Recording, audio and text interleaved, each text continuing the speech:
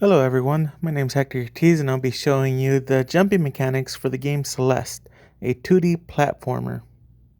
The game's key feature is how the player jumps and navigates through the world. Throughout this game, the player will realize that it's mostly just jumping, but despite that, this game is very challenging. Here, let me show you how unique this jumping mechanic is for this game.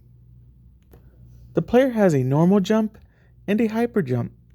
While the regular jump is curved, the hyper jump is a straight line.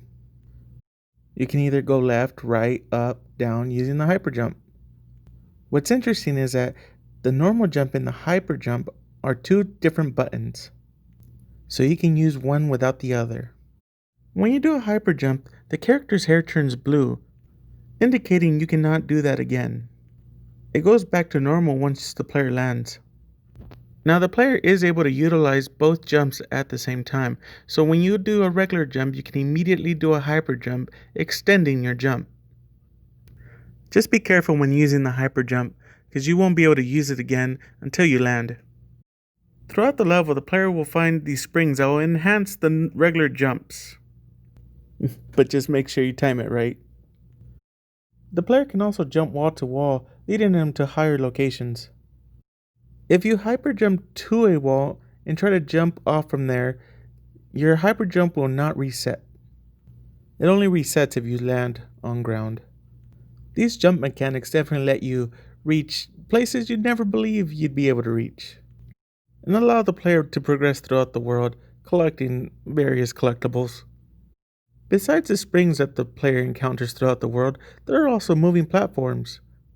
When the player steps on one, it starts to move. If you hyper jump from these, it doesn't really do much. However, if you do a normal jump from it, it'll give you a big boost, allowing the player to reach higher ledges. Throughout the level, the player will encounter these green little crystals. Collecting them will reset your hyper jump. This is the only way you can use multiple hyper jumps before landing. You can also break certain objects just by using the hyper jump. If we measure the character's normal jump and the hyper jump, we can tell that the hyper jump is about twice in length as a normal jump. That's if the player is jumping up, of course. If the player is jumping in a horizontal direction, you can tell that it's about the same distance. And that covers the basic jump mechanics for the game Celeste. I hope you enjoyed this video, and thank you for watching.